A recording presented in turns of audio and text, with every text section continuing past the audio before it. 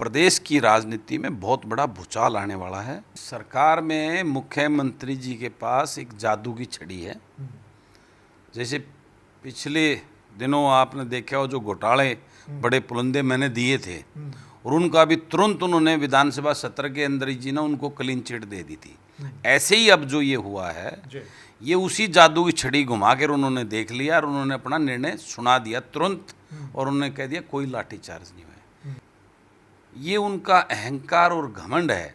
मैं आपको इस बात का जो ये सारा एटमॉस्फेयर माहौल चल रहा है निश्चित रूप से मैं इस बात का दावा करता हूं कि आने वाले समय में ये भारतीय जनता पार्टी में और उसके सहयोगी जो दल है जो सरकार है इसमें बहुत बड़ा ब्लास्ट होने वाला है और निश्चित रूप से ये सरकार ज़्यादा दिन चलने वाली नहीं है। बलराज कुंडू अब महम से बाहर निकल रहा है, वो बड़ौदा जा रहा है, वो कहीं दूसरे हलकों में भी जा रहा है। क्या आपका कोई मन है क्या कोई फ्रंट बनाने का? मतलब बड़ौदा में आप अपना आज़ाद उम्मीदवार उतारेंगे? बड़ौदा में बड़ौदा की जनता अपना उम्मीदवार लेके आ रही, मैं उसको सपोर्ट करूंगा तन मन और धन से। भूपेंद्र सिंह हुड्डा का वो गढ़ कहा जाता है, बीजेपी जेजेपी गठबंधन में मिलकर लड़ रही है। इनेलो भी वहाँ पर उनको लगता है कि इस बार उनका भी कुछ होगा, तो ऐसे में बलराज कुंडू कहाँ टिकेगा? बलराज कुंडू तो स्पॉन्सर हैं, कभी वो कह देते हैं बीजेपी का स्पॉन्सर है, कुछ चर्चा है, और कई बार कहते हैं कि ये तो कांग्रेस का स्पॉन्सर है। किसके स्पॉन्सर हैं आप?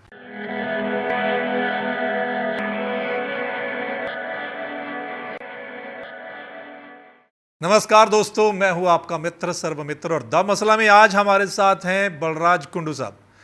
महम से निर्दलीय विधायक हैं और आजकल आपको पता है क्या चल रहा है। आजकल किसानों का विरोध चल रहा है 3 अध्यादेश को लेकर, और बलराज कुंडू जो हैं वो किसानों को समर्थन देने के लिए हम देख रहे हैं पिछले कुछ दिनों से वो तकरीबन पूरे हरियाणा में जहां कहीं भी किसान विरोध प्रदर्शन कर रहे हैं तो बलराज कुंडू वहां पहुंच जाते हैं। चलिए पहले ही शुरुआत इसी मुद्दे से करते हैं।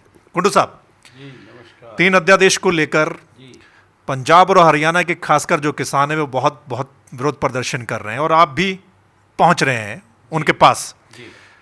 लेकिन जो पीपली में लाठीचार्ज हुआ उसमें पहले तो होम मिनिस्टर साहब बोले कि कोई लाठीचार्ज नहीं हुआ, और कल आफ्टर ऑल मुख्यमंत्री साहब ने भी बोल दिया कि लाठीचार्ज क्या है। तो मतलब उन्होंने बैठे बैठे फैसला भी सुना दिया कि कोई जांच नहीं है। क्या कहेंगे? देखिए, मैं इसमें इतना ही कहना चाहूँगा, ये सारी बातें जिस प्रकार से ये तीनों अध्यादेश किसान पे, मजदूर पे, आड़ती व्यवसायी पे जो थोपे जा रहे हैं वो सारी चीज़ें इस सरकार का तानाशाही रवैया दर्शाती हैं। और उसी के तहत जो आप बात कर रहे हैं मुख्यमंत्री जी को, ये उनका अहंकार और घमंड है कि उनके पहले गृह मंत्री जी का स्टेटमेंट आया कि कोई लाठीचार्ज किसानों पर नहीं हुआ। सभी नेशनल चैनल्स पे ये सारा सरेआम पूरे देश ने देखा कि किस प्रकार से किसानों के ऊपर, बुजुर्गों को, किसानों को पुलिस ने कितनी बेरहमी से लाठियां मारी, उनको जो है ना दौड़ा दौड़ा के पीटने का काम किया। और मैंने डिप्टी सीएम से बात की, वो बोले जांच करवाएंगे। बोले मैं सीएम से मिला हूं, मैंने बात रखी है और इसकी जांच होगी। अगले दिन मुख्यमंत्री कहते हैं कि जांच काहे की? तो ये सरकार में चल क्या रहा है? देखिए, सरकार में मुख्यमंत्री जी के पास एक जादू की छड़ी है। जैसे पिछले दिनों आपने देखा हो जो घोटाले बड़े पुलंदे मैंने दिए थे और उनका भी तुरंत उन्होंने विधानसभा सत्र के अंदर ही जी ना उनको क्लीन चिट दे दी थी। ऐसे ही अब जो ये हुआ है ये उसी जादू की छड़ी घुमा कर उन्होंने देख लिया और उन्होंने अपना निर्णय सुना दिया तुरंत और उन्होंने कह दिया कोई लाठीचार्ज नहीं हुआ। ये इनका अहंकार और इनका तानाशाही रवैया है जो ये जनता को कुछ भी नहीं समझ रहे। ये भूल चुके हैं कि लोकतंत्र के अंदर जनता जनार्दन सबसे बड़ी पावर होती है। मैं सुन रहा था प्रधानमंत्री साहब बोलते हैं, ट्वीट करते हैं कि एमएसपी मिलेगा, किसानों को चिंता करने की जरूरत नहीं है, गुमराह होने की जरूरत नहीं है। यहाँ प्रदेश के मुख्यमंत्री, सारे कृषि मंत्री बोलते हैं, विपक्षी दल की जो सहयोगी पार्टी वो बोलते हैं।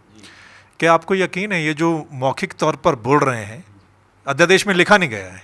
जिस एमएसपी की बात ये लोग कर रहे हैं मैं मानता हूँ एमएसपी लागू रहेगा, लेकिन उस एमएसपी का क्या फ़ायदा? कल जींद मंडी में जब मैंने पता किया, बाजरे का एमएसपी 2150 रुपये है और मौके पे बाजरा 1200 रुपये बिक रहा है।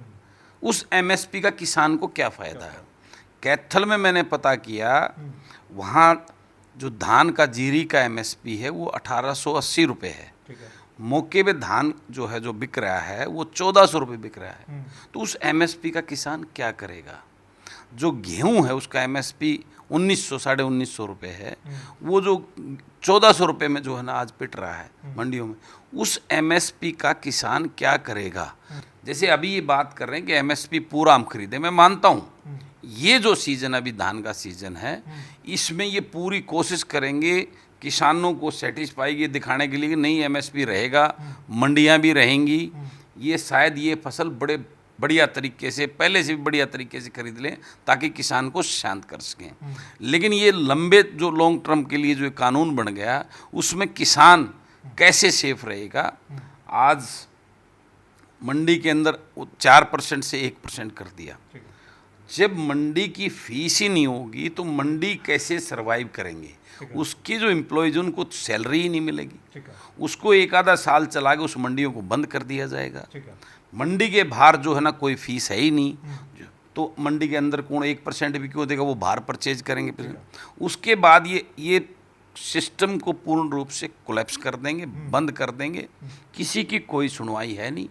तो सभी बहुत हताश और निराश बैठे हैं और जनता जनार्दन ने जो लगभग ये मान के चलो 90 में से 80 विधायकों को चुनने का काम ये किसान और कमेरा वर्ग दूर से जुड़े हुए लोग करते हैं, उन लोगों ने उन विधायकों से, उन नेताओं से जवाब मांगना शुरू कर दिया है कि आप हमारे हकों को सुरक्षित करने के लिए हमारे लिए क्या लड़ाई लड़ रहे हो, और उनके पास उस बात का कोई जवाब नहीं है। तो निश्चित रूप से जब कोई किसी चीज़ को इतना ज़्यादा दबा दिया जाता है तो उसकी रिएक्शन होना ये प्रकृति का नियम है। और उसी के संदर्भ में मैं आपको इस बात का जो ये सारा एटमॉस्फेयर माहौल चल रहा है, निश्चित रूप से मैं इस बात का दावा करता हूँ कि आने वाले समय में ये भारतीय जनता पार्टी में और उसके सहयोगी जो दल है, जो सरकार है, इसमें बहुत बड़ा ब्लास्ट होने वाला है और निश्चित रूप से ये सरकार ज़्यादा दिन चलने वाली नहीं है। कितना समय मानते हैं? देखिए,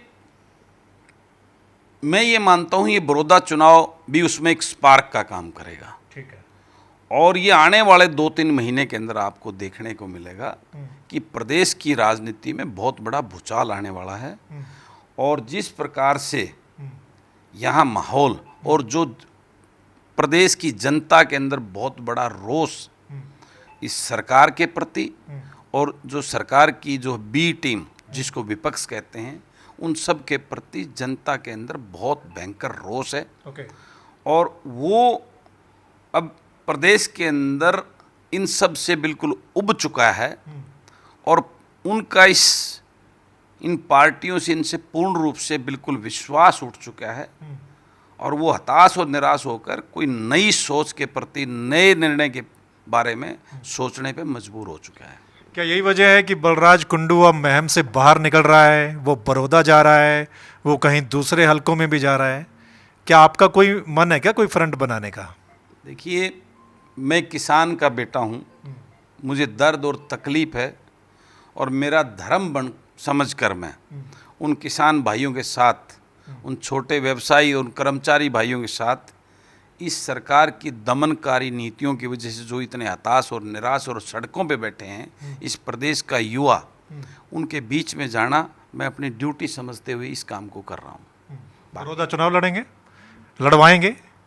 निश्चित रूप से ये फैसला मैं नहीं, बड़ौदा की जनता इस बात को ले चुकी है कि इन सभी को, जो चाहे सत्ता पक्ष हो या विपक्ष हो, इनका दोगला चेहरा जो करनी और कथनी ये बाहर जनता के सामने कुछ बोलते हैं, इंटरनल ये किस प्रकार से एक दूसरे के साथ में किस प्रकार से जुड़े हुए हैं।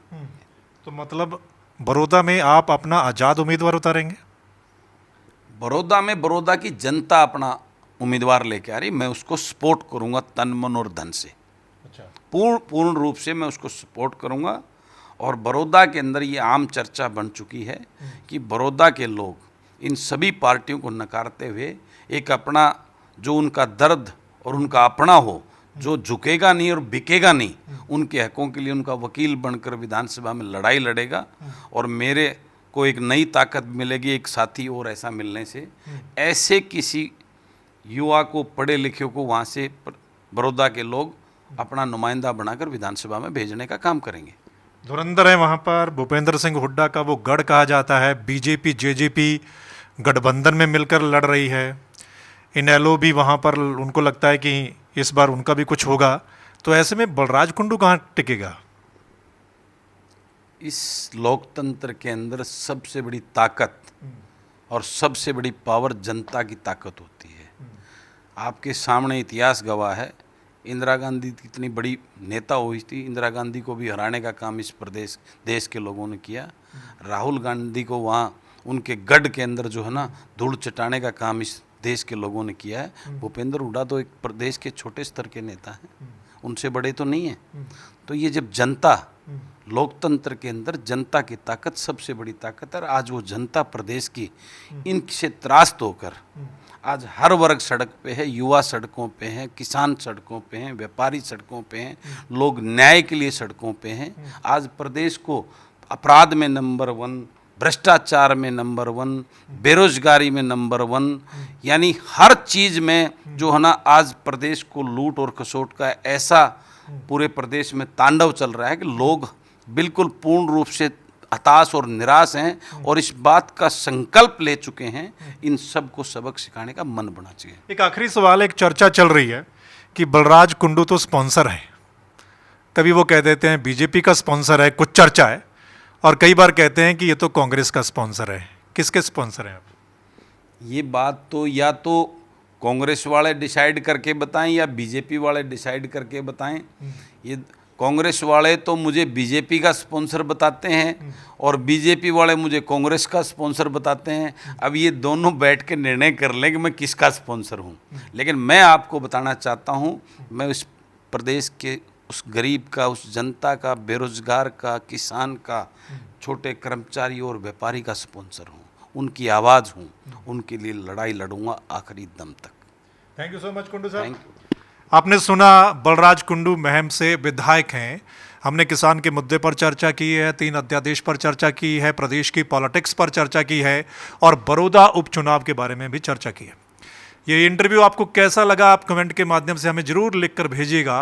अगर ये इंटरव्यू अच्छा लगा तो इस इंटरव्यू को आपने शेयर करना है, द मसला के यूट्यूब चैनल को लाइक करना है, सब्सक्राइब करना है। और अगर आप फेसबुक पेज पर देख रहे हैं तो फेसबुक पेज को भी लाइक फॉलो करना है। वो इसलिए ताकि जो हमारा अगला वीडियो होगा उसका नोटिफिकेशन आप तक उसी समय पहुंच जाए। धन्यवाद, नमस्कार।